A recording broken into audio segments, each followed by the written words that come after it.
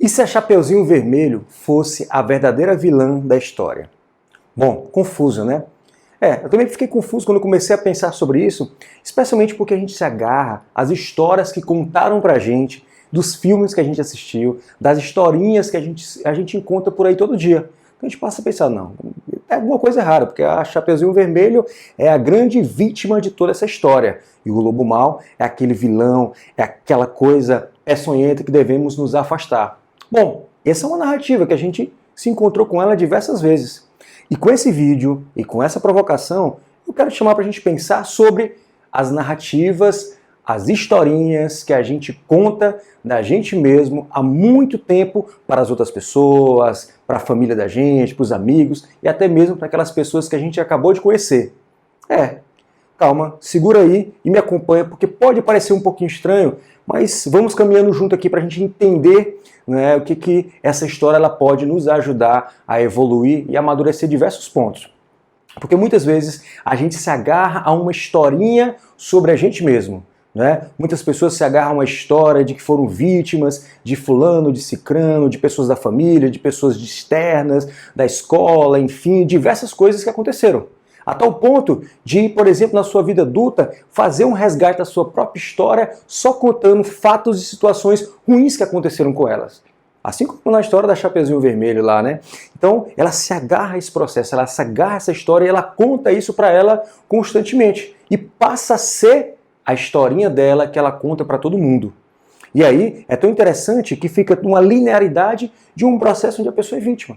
Mas a história aqui não se trata apenas para conversar com quem está nessa posição de vítima também, mas muitas vezes aquelas pessoas que têm uma vida fantasiosa, uma vida fake, né? Como eu já coloquei outro dia num vídeo, né, das fake lives, onde a pessoa ela passa também a fantasiar glórias e sucessos que muitas vezes estão baseados na imaginação dela, né? Que ela imagina que tem um poder que um dia vai despertar para que ela faça uma coisa incomensurável, mas ela já coloca como se ela já tivesse feito e ela vai inventando uma série de coisas, enfim.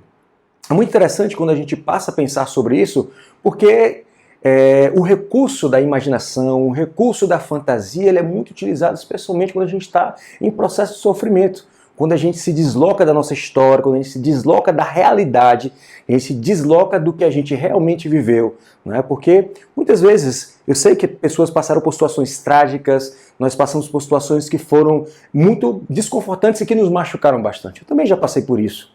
Né? A questão é quando se coloca apenas como vítima de toda a sua própria história.